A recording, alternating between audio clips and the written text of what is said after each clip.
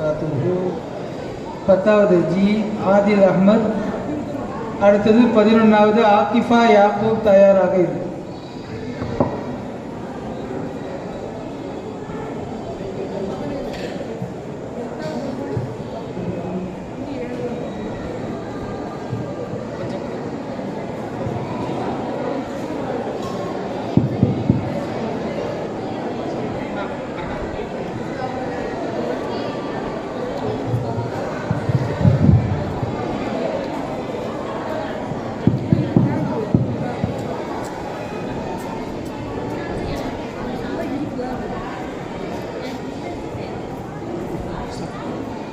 பிஸ்மில்லாஹ் வல்ஹம்துலில்லாஹ் ஸலாத்து வஸ்ஸலாமு அலைக யா சய்யதி யா ரசூலல்லாஹ் அன சுல்தான் இப்ராஹீம் இஸ்மி இலா கைரில் வரியத்தி இன்திமாஹி.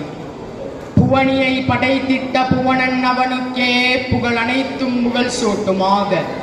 திரையின்றி இறை கண்ட திருநபியே உம்மீதும் உம் திருவடியை விட்டு சென்ற உம் வழியில் வந்துதித்த வல்லவர்கள் வான்மார்க்க நல்லவர்கள் அனைவர் மீதும் மற்றும் இந்த இடத்திலே குழும்பி இருக்கிற இன்னும் குழும்பவிருக்கிற நம் அனைவரின் மீதும் அல்லாஹ்வினுடைய சாந்தியும் சமாதானமும் என்றென்றும் நின்று நிலவட்டுமாக என்று துஆ செய்தவனாக எனது உரையை ஆரம்பம் செய்கிறேன்.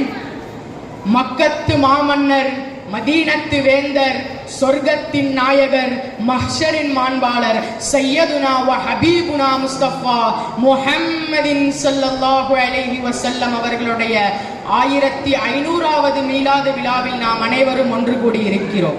இந்த சபையில் எனக்கு கொடுக்கப்பட்டுள்ள தலைப்பு கலாச்சார சீரழிவும் காமில் நபியின் போதனைகளும்.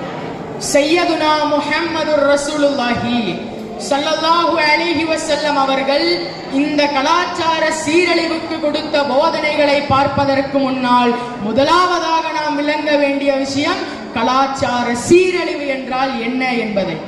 கலாச்சார சீரழிவு என்றால் ஒரு குறிப்பிட்ட மக்கள் உணவு, உடை என்று ஒரு கலாச்சாரத்தை பின்பற்றி கொண்டிருக்கும் பொழுது அவர்கள் அதை தவறிவிட்டாலோ அல்லது அதை மறுத்து விட்டாலோ அதை கலாச்சார சீரழிவு என்பார்கள். இதை எப்படி என்று நீங்கள் கேட்கலாம். இன்றைக்கு மாறிப்போன உணவு முறையினால் பலவிதமான நோய்கள் ஏற்படுகிறது. அதே போல்தான் ஆடை. இன்றைக்கு மேலை நாடினுடைய ஆடை கலாச்சாரம் நம்முடைய கலாச்சாரத்தோடு சேர்ந்துவிட்டு ஆண்களும் பெண்களும் அரைகுறை ஆடையை அணிகிறார்கள். ஆணை விட அதிகமாக பெண்கள் அணிவதின் காரணத்தினால் தான் இன்றைக்கு எங்கு பார்த்தாலும் வயது வரம்பு இல்லாமல் பாலியல் தொல்லைகள் அதிகரித்து விட்டது. ஹபீபுனா முஹம்மதுர் ரசூலுல்லாஹி ஸல்லல்லாஹு அலைஹி வஸல்லம் அவர்கள் ஆண்களுடைய ஆடையை பெண்கள் அணிவதும் பெண்களுடைய ஆடையை ஆண்கள் அணிவதும் கியாமத்து நாளினுடைய ஒரு அடையாளமாக கூறியிருக்கிறார்கள். கியாமத்து நாளினுடைய அடையாளம் என்றால் எவ்வளவு பெரிய கலாச்சார சீரழிவு என்று நாம் உணர்ந்தாக வேண்டும். இந்த உலகத்தில் மிகவும் மோசமான ஒரு கேவலமான ஒரு கலாச்சாரம் இருக்கிறது. அதுதான் ஐரோப்பிய கலாச்சாரம். ஐரோப்பிய கலாச்சாரம் எந்த கலாச்சாரத்தோடு ஊடுருவுகிறதோ அந்த கலாச்சாரம் முற்றிலும் சீரழிந்து விடும். இன்றைக்கு ஐரோப்பிய கலாச்சாரம் நம்முடைய கலாச்சாரத்தோடு ஊடுருவி விட்டது. எனவேதான் நம்முடைய கலாச்சாரம் சீரழிந்து கொண்டிருக்கிறது. யூதர்களினுடைய சதியான இப்னு அப்துல் வஹாப் என்கிற ஒரு வஹாபியை நியமித்து இஸ்லாத்தில் ஊடுருவ செய்து இஸ்லாமிய கலாச்சாரத்தினுடைய உச்சியான இஸ்லாமியர்களினுடைய அடையாளமான தொப்பியை அழித்து ஒழித்தது எதற்கென்று தெரியுமா? அவர்கள் தெளிவாகத்தான் இருக்கிறார்கள், நாம் தான் தெளிவாக இல்லை. சையதுனா முஹம்மதுர் ரசூலுல்லாஹி ஸல்லல்லாஹு அலைஹி வஸல்லம் அவர்கள் செருப்பை அணிய கற்றுக் கொடுப்பதற்கு முன்பாகவே தலப்பாவை அணிவதற்கு கற்றுக் கொடுத்து விட்டார்கள். என்றைக்கு நாம் தொப்பியை கலட்டிவிட்டு தொழுகைக்கு முற்படுகிறோமோ அன்றைக்கே நாம் உணர்ந்து கொள்ள வேண்டும் நம்முடைய சமூகம் சீரழிந்து விட்டது என்பது. இன்றைக்கு நடக்கக்கூடிய திருமணங்கள், இன்றைய காலகட்டத்தில் உலகம் முழுவதும் நடக்கக்கூடிய திருமணங்கள், குறிப்பாக நம்முடைய இஸ்லாமிய சமூகத்தில் நடக்கின்ற திருமணங்கள் ஆடல் மற்றும் பாடல் இல்லாமல் திருமணமே இல்லை. ஆடம்பரமாகவும் ஆடல் பாடலோடு நடக்கின்ற திருமணத்தில் 6 மாதத்திலேயோ அல்லது 3 மாதத்திலேயோ பள்ளிவாசல்களிலும் நீதிமன்றங்களிலும் சென்று சாதாரணமாக விவாகரத்து வாங்கி பிரிந்து செல்கிறார்கள். ஒரு ஜோடி பிரிந்தால் அல்லாஹ்வினுடைய அர்ஷ் ஆடும் என்பது நாம் எல்லா நபர்களுக்கும் தெரியும் அல்லவா? இன்றைக்கு இது சாதாரணமாகிவிட்டது. இதைவிட கேவலமாக, இதைவிட மோசமான ஒரு நிலைமை நிலவி வருகிறது. ஒரு ஆணை ஆண் திருமணம் முடிப்பதும் பெண்ணை பெண் திருமணம் முடிப்பதும் கேட்கும் பொழுதே எவ்வளவு கேவலமாக இருக்கிறது. இன்றைக்கு இது சாதாரணமாகிவிட்டது. ஒரு தண்ணீர் குடிப்பதிலிருந்து நான் சொல்லுகிறேன், ஒரு தண்ணீர் குடிப்பதிலிருந்து சாப்பாடு சாப்பிடும் வரை இன்றைக்கு இஸ்லாமிய கலாச்சாரம் சிதைந்திருக்கிறது. பெருமண்ட பணக்காரர்களாக இருந்தால் நின்று கொண்டு சாப்பிடக்கூடிய ஒரு அவல நிலையை இன்றைக்கு ஏற்படுத்தி இருக்கிறார்கள். சஹாபாக்கள் நாயகத்தினுடைய வழியை பின்பற்றினார்கள். பின்பற்றியதினால் அவர்கள் ஆகப்பெரிய வெற்றியும் அடைந்தார்கள். ரசூலுல்லாஹி ஸல்லல்லாஹு அலைஹி வஸல்லம் அவர்கள் சொல்லுவார்கள், அஸ்ஹாபின் நுஜூமி ஃபபிஐஹிம் இக்ததைத்தும் இஹ்ததைத்தும்.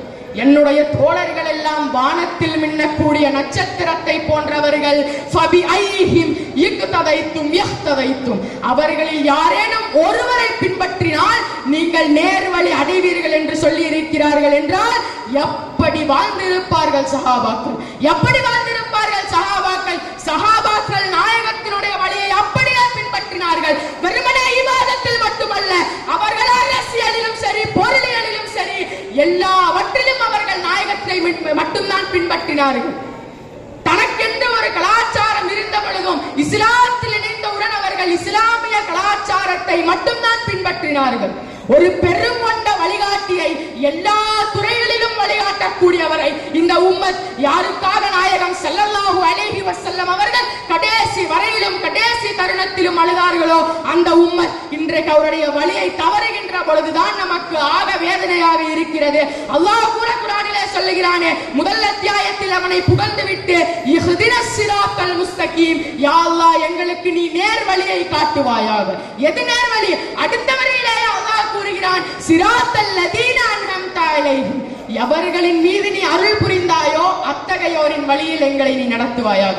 அல்லாஹ் யார் மீது அருள் புரிந்தான்? அல்லாஹ் ரசூலுல்லாஹி ஸல்லல்லாஹு அலைஹி வஸல்லம் அவர்கள் மீது தான் அருள் புரிந்தான். எனவே அவருடைய வழியில் நாம் நடக்க வேண்டும், நடத்த வேண்டும் என்று அல்லாஹ் குர்ஆனிலே கூறியிருக்கிறான். இஸ்லாமிய கலாச்சாரத்தை பாதுகாப்பதற்காக வேண்டி ரசூலுல்லாஹி ஸல்லல்லாஹு அலைஹி வஸல்லம் அவர்கள் சொல்லி இருக்கிறார்கள், ஐரோப்பிய கலாச்சாரத்தை விட்டு விலகி இருங்கள், மற்ற கலாச்சாரத்தை இஸ்லாமிய கலாச்சாரத்தோடு சேர்க்காமல் இஸ்லாமிய கலாச்சாரத்தை பின்பற்றுங்கள் என்று கூறியிருக்கிறார்கள்.